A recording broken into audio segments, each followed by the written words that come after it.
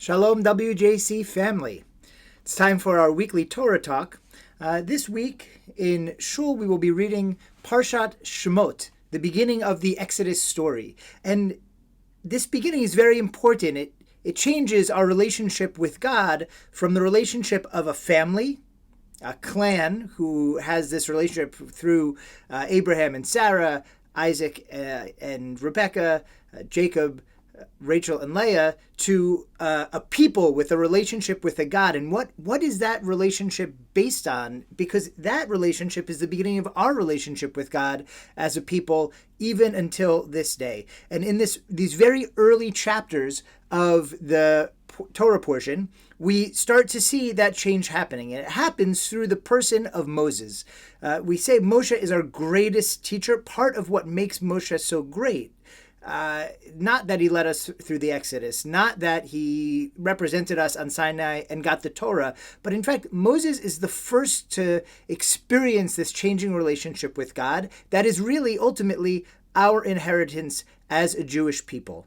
And so in these early chapters, as we read the early life of Moshe, of Moses, we are learning about this relationship with God. And no verses are more poignant in that relationship than the story of the burning bush that takes place in this week's Parsha in chapter 3. And, Moses is standing at this bush that is mystically on fire, but the fuel, the bush itself, is not disappearing. And God says, go back and tell the Jewish people, I'm here, I hear their cries, and I'm going to help them. And Moshe says, who should I say is sending me? And in verse 14, God says, Vayomer Elohim el Moshe, Ehyeh asher ehyeh. God says to Moses, my name is Ehyeh asher ehyeh. Literally translated to, I will be that I will be. Very strange cryptic response. It says, Vayomer ko tomar livnei Yisrael, go tell, so you shall say to Bnei Yisrael, to the Israelites, Ehyeh shlachani alechem. I will be has sent me to you.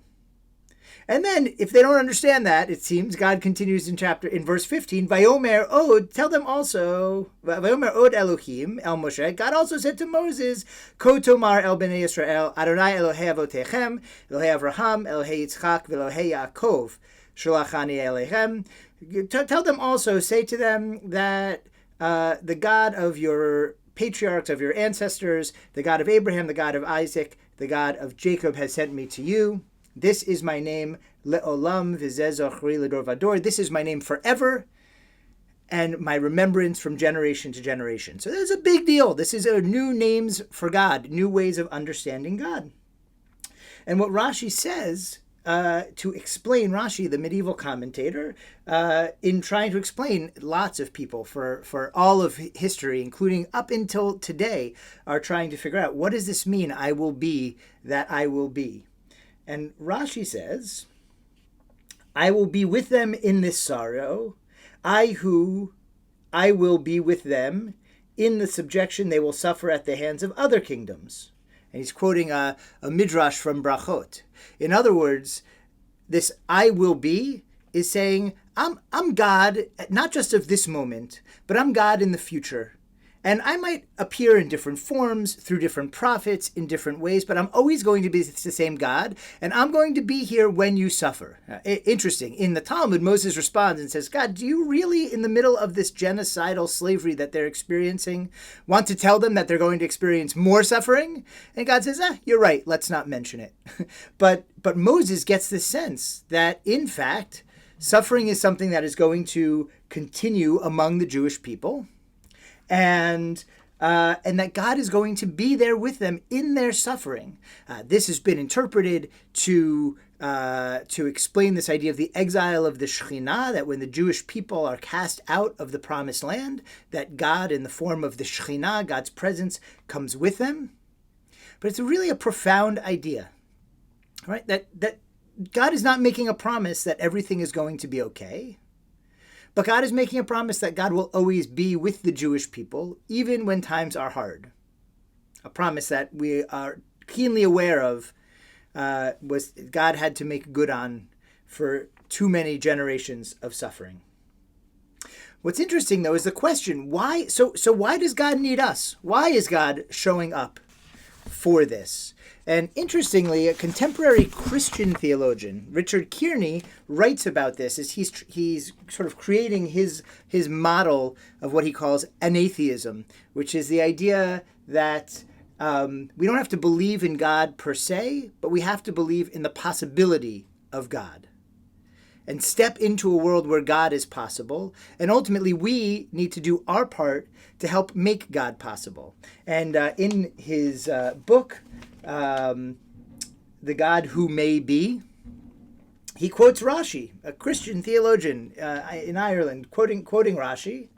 And he says, Rashi, in Rashi's comment, is telling us the transfiguring God of the burning bush is pledging to remain with those who continue to suffer in future historical moments, and not just in the present moment.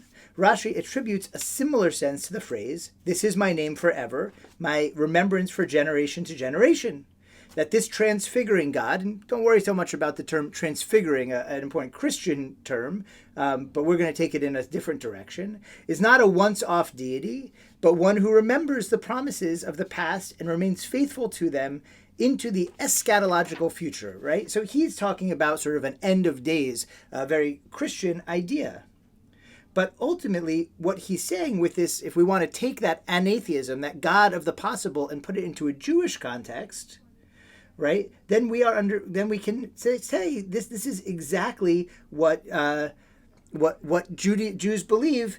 As he goes on later in a paragraph, the future of the covenant is wide open. Nothing is predetermined. It is up to us to remain as faithful to God as God promises to remain faithful to us. And that is the transformation that takes place at the burning bush, right? That ultimately a covenantal relationship is formed between Moses and God, through Moses, the Jewish people, and God. And it's the same covenant that will take place at Sinai. In fact, the Midrash tells us that this mountain upon which the burning bush fails to be consumed is Mount Sinai. That this is a first step of a covenantal relationship between God and the Jewish people. That is a very Jewish concept that Richard Kearney is bringing forward. It's, I think, why he feels the need to go back and quote Rashi. Because we believe in this covenantal relationship, that God is possible in the world, that there is a future where God's presence is felt. And why does God need us? Because our actions will make that future possible. And this is what Kearney says, looking towards his eschatological end of days viewpoint in Christian theology, but we don't need to take it there. Right? For Jews, this covenant is an everyday covenant. This is how we relate to God. This is how we understand our role in the world. Right? God is there with those who suffer. We need to be there with those who suffer. God is there with the Jewish people when they're under attack. We need to be there with the Jewish people when they're under attack.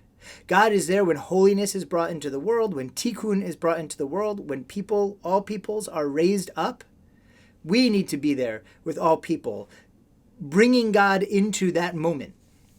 That is ultimately the covenant that comes into being at the burning bush. This is Aheh Asher Ehyeh. We will be partners, God and the Jewish people, in the future. And that is our role. Our role is to be there for the Jewish people, yes, but also to be there for the world, and in both cases to try and raise up, to try and alleviate suffering, to try and make the world a better place, to bring holiness in the world. I know these times are trying that. It's not always as simple an equation as it sounds, and we live in complicated times when difficult decisions are being made. But the important thing I believe, that Moses gives us at the burning bush, and God gives us, Aheh Asher Ehyeh gives us at the burning bush, is the concept that what we need to be looking towards is a better future for all. There's a lot of different ways to get there, and I know not everybody agrees on the methodology. But at the very least, to be ethical, to be moral, to be in the place we want to be in, we need to be looking towards bringing holiness into the world, into the future, for creating the kind of world where God can enter into and raise everyone up, the kind of world that is ready to accept the holiness that God presents at the burning bush and later in Egypt and ultimately at Sinai. and for us to be the conduits to bring that kind of holiness into the world. May we all manage it and do our part to fulfill our mission at the burning bush, to rise up to the level of that covenant, to be partners with God in creating that better future, that sacred future, that holy future. And may it come speedily in our days. Shabbat Shalom.